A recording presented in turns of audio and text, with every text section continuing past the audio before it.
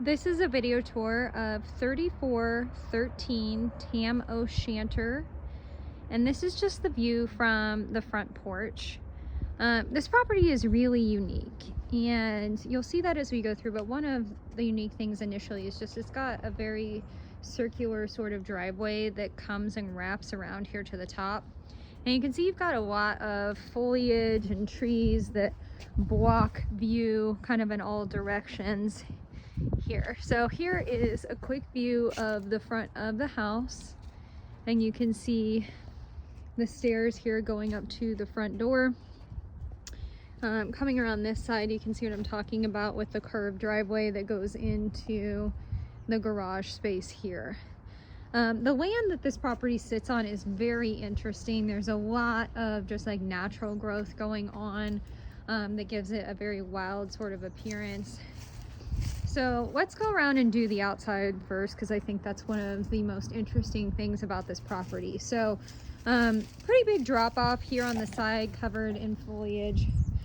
On this side of the house, they've got all of these stones placed in front of the foundation wall. I'm not really sure what that's about. It just means that you can't really see the whole foundation wall. From what I can see, it doesn't look like there's any major cracks or anything, but huge pile of just wood here. I mean, definitely feels like all this land could use quite a bit of TLC. So coming around on the side of the house here, I'm not exactly sure where the property line lands, but you can see under the deck it's a bit of a mess. Lots of rock and things just thrown under here. You can see some chicken wire that they've stretched around here, and there's this little fence area too. So this goes into the backyard area. So we're gonna go back around to the front and go through that so we can get into the fenced area. But this gives you an idea on the side of the house.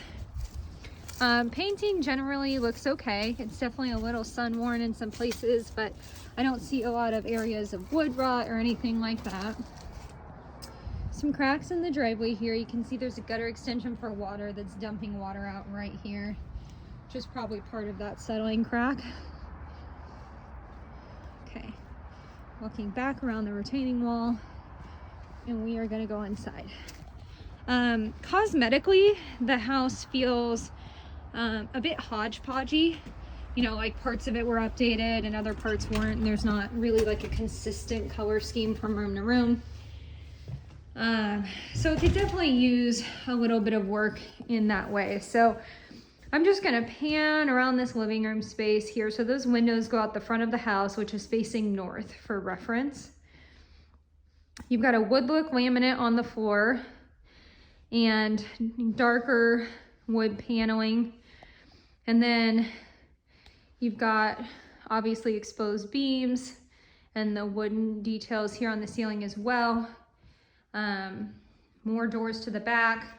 And then they've painted the wood paneling on this side to make it lighter. Up towards the ceiling here, I'm not really sure what's going on there. It looks like some water damage potentially.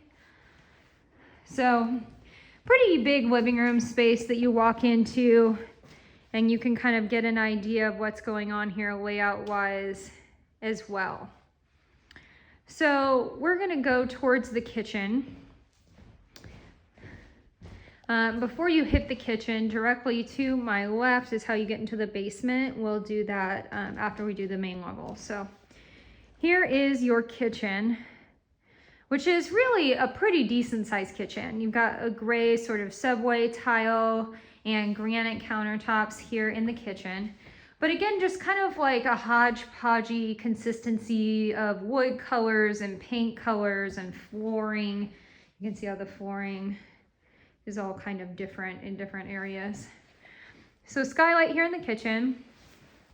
It appears that at some point some owners had something kind of, you know, built like a closet or something built in here, because this looks like tracks built into the floor. Okay, and then this loops back around to that living room space. So then continuing to go north, this goes into the laundry room, which does have a little utility sink. You've got the wood look laminate in here, but you can see that there's a lot of kind of pulling apart and settling that's happened on this. And then they tried to fill this gap with like a, I don't know, like a wood putty, which is kind of strange. But again, just another set of glass doors going to the back of this house.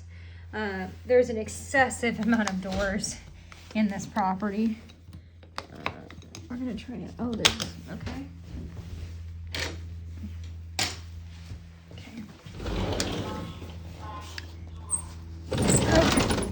So now we're out on the deck. So you can see you've got benches built in on this deck and just so many doors coming out to it. This is off the laundry room. You've got two sets of doors here, or a set of doors that comes off this little like kind of Three Seasons sort of extension of living, which we'll look at in a second. And then there's a whole nother set of doors coming off of the living room that we saw earlier, and then a whole nother set of doors coming off the master. So there's 4 sets of doors that bring you out onto this pretty large deck back here.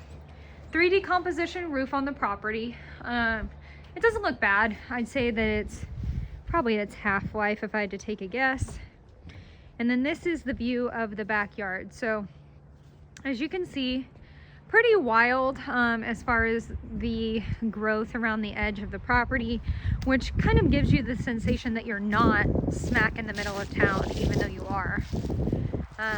So the land goes back relatively far here, and you can see they purposely left some of it wild, and then some of it is kind of flattened out here.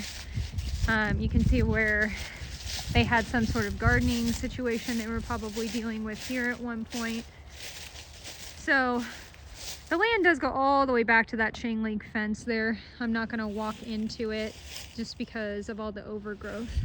But then here is the back of the property from the middle of the backyard. Okay, I'm gonna pause this and pick it back up inside.